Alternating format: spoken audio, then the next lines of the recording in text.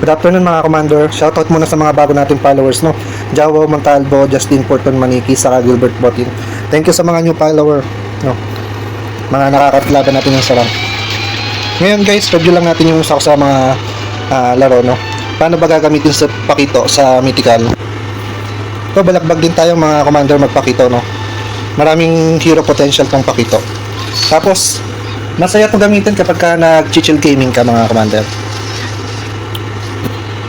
Sa Pakito, no, ang kinukuha ko dito ay yung hindi ko kinukuha yung Pakitos Power kasi ang lang dun, mapapatwister mo lang yung 3 gold cost, which is 6 gold lang yun, tama ba mga commander? So hindi siya ganun ka useful, no, kaya mas pinipili ko yung ibang card, Alice Power, Kaburas Power, yung may mga malalaking gold output. Tapos kapag nagpapakito ko Soul Vessel saka Glory League. Ngayon kasi meta si Glory League, mapapansin nyo mga commander, alam nyo bakit meta si Glory League? Unang-una, ang laki ng shield na binibigay nan. Pangalawa, si Beatrix, good damage dealer. Tapos etong si Minotaur, good tanker. So yung combination ng dalawa, yun pa lang, magandang starting lineup na.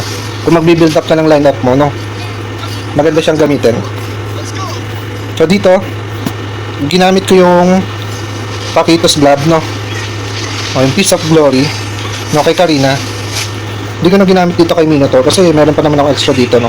Tapos para makakuha ka din yung Scavenger, pwede kasing kayo Scavenger, no. So at early game meron na akong Scavenger. Paldo tayo mga commander. So, ito yung starting lineup ko. Pwede pa naman kayo magbago ng lineup, no? Yun lang yung starting. Pwede kayo mag-transition. Tapos dito, si Ling, yung ating 5 gold cost hero na Glory League. So, okay yan sa late game kasi walang masyadong nakuha ng Ling. Sa Neobeast kasi, para sa akin nerf pa siya, no?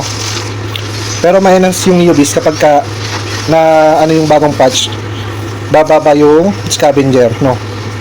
Pag in-nerf yung Scavenger tapos ibabap yung Neobeast, may pagbabago na naman yan mga commander. Yan.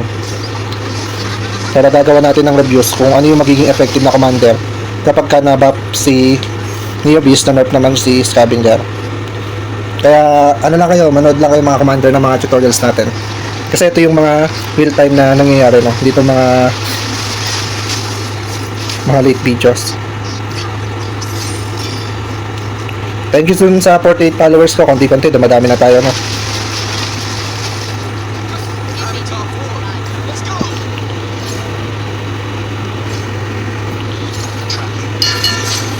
So dito nakuha ko ng mga 5 gold cost heroes na ipa-partner din sa Glory League, no? Ayan. Nabuo na natin yung Glory League natin. Meron tayong Scavenger, meron tayong Mystic Now, nakakuha tayong Crystal, no? Tapos dito, meron akong shield na hindi ko pa siya ginagamit. Kumbaga lifelines ko yan. Depende kasi, ang Pakito kasi medyo na-delay. Pero kung marunong kang dumiskarte, yan, Benedetta or Ling yung papatwister nyo na 5 gold cost hero. Dito yung gloves, no, sa level 4-1, huwag nyo muna siyang gagamitin mga commander. Dapat makasurvive yung lineup nyo na hindi ginagamit yung gloves, no. Okay lang gamitin yung sa Roger, yung 4 gloves. Dito, ayan yung Leslie. Napapansin nyo nakaabang na, no? Kasi dito binibilang ko rin yung mga bilang ng hero, kung sino yung pwede ko mapa-twister. Ayan, si Ling o kaya si Benedetta. Etong Gusion, habang nabuo ko ng lineup, hinaharang ko din yung lineup ng kalaban. Yan, katulad ng Parsa. Nagsisignal sila na, uy, magpiprigol na to. Kung meron sa lineup nyo, bilhin nyo para ma-counter. Pero ako naman may lifeline pa ako dito na hindi ko pa ginagamit yung shield. Yan, Roger, Leslie.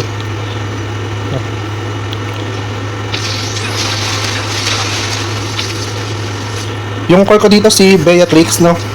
Mas napansin ko mas malakas talaga yung Beatrix kasi sa Roger. Yan, Tristar na yung ating Roger.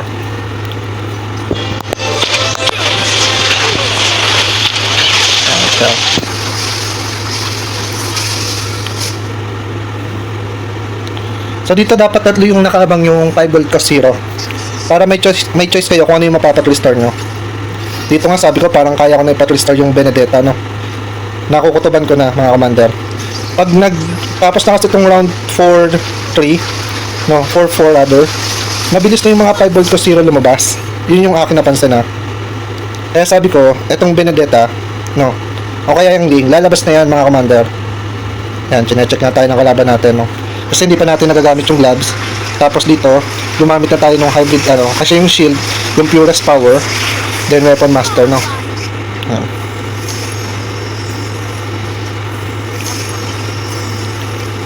Pagam. Tapos benta natin yung Ling. Ay, parang di na nataabot to, no. Wala, hindi umabot mga commander. Pero 3-star yun, no. Mapapa 3-star nyo sa Bene. Na nalo tayo ng hindi napapa 3-star yung Bene. Ganun lang kadali mga commander.